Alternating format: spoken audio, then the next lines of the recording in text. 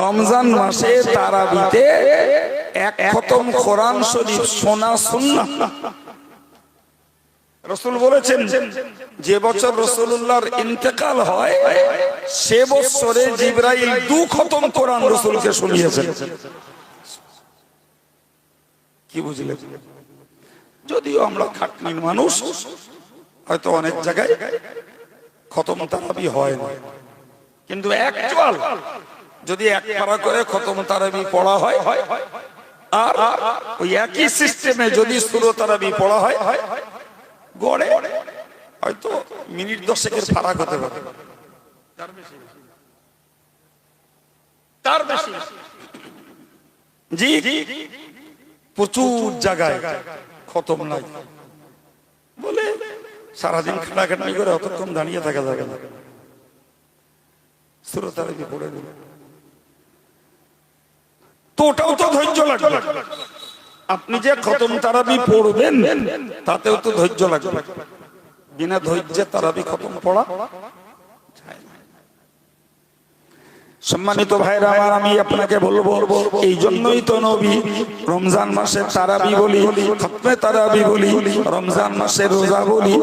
ভাইরা আমার, সব কিছু মিলে প্রিয় নবী বলেছেন ইজান সালাখা শাহরু রমাদান।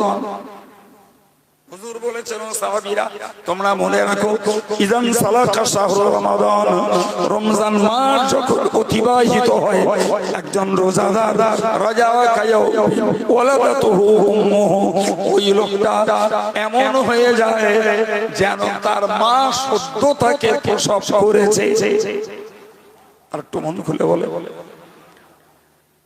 সদ্য যে বাচ্চাকে প্রসব করা হয় সে বাচ্চার কোনো গুনাহ থাকে? কিচ্ছু কিচ্ছু থাকে, সে নিষ্পাপ। রাসূল বললেন যে লোকটা সত্যকারের হক সহ রোজা আদায় করলো রমজান চলে যাবে, ও লোকটার গুনাহগুলো সব রমজানে জ্বলে পুড়ে ছাই হয়ে যাবে, মানুষটা নিষ্পাপ নিষ্কলুষ হয়ে যাবে।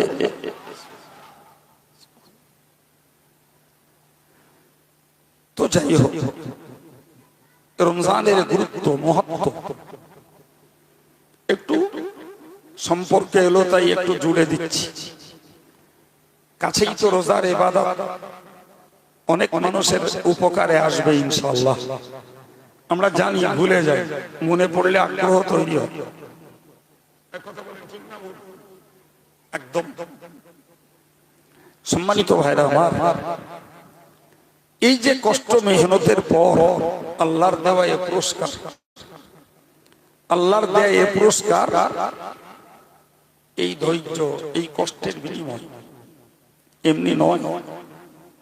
তবে একটা ব্যাপারে আমাদেরকে একটু সতর্ক হতে হবে। আমিও আপনার মতোই, আলাদা কিছু নই। তো আমার মনে হয় সেজন্য আমার শ্রোতা ভক্ত মহব্বতের মানুষ ইমানদার ভাইদেরকে মায়েদেরকেও শুনিয়ে দিই। সেটা হলো ফতোয়ার কিতাবে লেখা আছে, সেটা হলো যে রোজা হলো সাওমু আল মানউ আনিল আকলি ওয়াশ শুরবি ওয়াল জিমা, আল ইনসার আনিল আকলি ওয়াশ শুরবি ওয়াল জিমা। বাংলা মানে হলো যে শরীয়তের পরিভাষায় রোজা হলো খাওয়া থেকে, পান করা থেকে আর স্ত্রী সহবাস থেকে বিরত থাকার নাম হলো শরীয়তের পরিভাষায়, ফতোয়ার পরিভাষায় রোজা। আমরা সেটাই জানি সাধারণত। সেহরিতে খাবো সারাদিন আর খাওয়া যাবে না, সারাদিন আর পান করা যাবে না, তার নাম রোজা। এমনকি ভাই ধূপবাতির ধোঁয়া নেওয়াটাও রোজার ক্ষেত্রে মাকরুহ, তবে আতর মাখা মাকরুহ নয়। ধূপবাতির ধোঁয়া রোজা অবস্থায় নেওয়াটাও মাকরুহ, কিন্তু আতর ব্যবহার করা মাকরুহ নয়। কারণ ছোট করে এইটুকুই জানা জিনিস, আমি একটু স্মরণ করিয়ে দিচ্ছি। ভাই আতরের সুগন্ধের কোন রূপ, কোন রং, আকার কিচ্ছু নেই। আমি একটু হাসে ঘষে নিলাম, গন্ধটা পাবো, কিন্তু তার কোনো আকার পাবেন নাকি? কথা বলে, পানির আবার আকার হয়, কিন্তু আমি ধূপবাতির যে ঘ্রাণটা নিচ্ছি ওটা একটা ধোঁয়া। এটা আমি দেখতে পাচ্ছি, একটা ধোঁয়া বেরোচ্ছে কাঠিটা পুড়ে পুড়ে। ওই ধোঁয়াটা আমার নাকে ঢুকছে, ওই ধোঁয়াটা আমার পেটে ঢুকছে। তো এই জন্য ধূপবাতির ওই ধোঁয়া সহ যে গন্ধ, এটা রোজা অবস্থায় নেওয়া মাকরুহ। তোর মাকরুহ হতে অসুবিধা নেই। তো আমার বলার উদ্দেশ্য হলো যে রোজা হলো